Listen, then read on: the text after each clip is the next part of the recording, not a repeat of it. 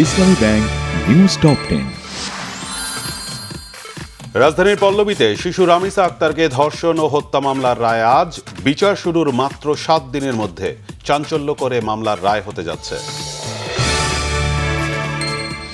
বিচারের পাশাপাশি রামিসা হত্যা ও ধর্ষণ মামলার রায়ও দ্রুত কার্যকরের দাবি জানিয়েছেন শিশু রামিসার বাবা।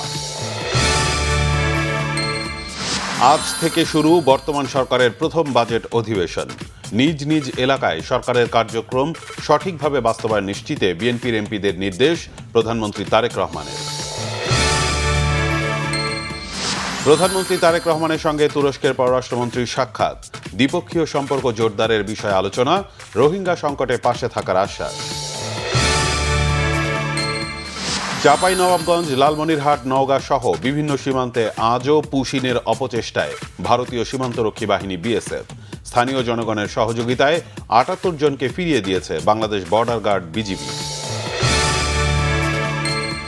৬৫% গ্রাহকের বিদ্যুতের দাম বাড়ছে না।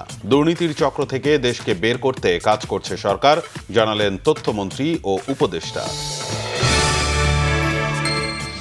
ঢাকাকে বাসযোগ্য মনে করেন না স্থানীয় সরকার মন্ত্রী মির্জা ফখরুল ইসলাম আলমগীর। বলেন, শহরের প্রত্যেকটি প্রতিষ্ঠান ধ্বংসের দ্বারপ্রান্তে।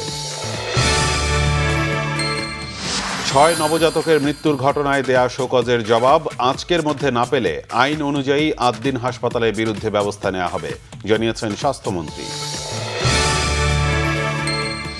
ভারতের শিক্ষামন্ত্রী ধর্মেন্দ্র প্রধানের পদত্যাগের দাবিতে নয়াদিল্লির যন্তর মন্তরে ককরোচ জনতা পার্টির বিক্ষোভ, ৬ জন গ্রেফতার। মিশরকে হারিয়ে বিশ্বকাপের প্রস্তুতি পর্ব শেষ করল ব্রাজিল। বদলি নেমে জয়ের নায়ক এনরিক।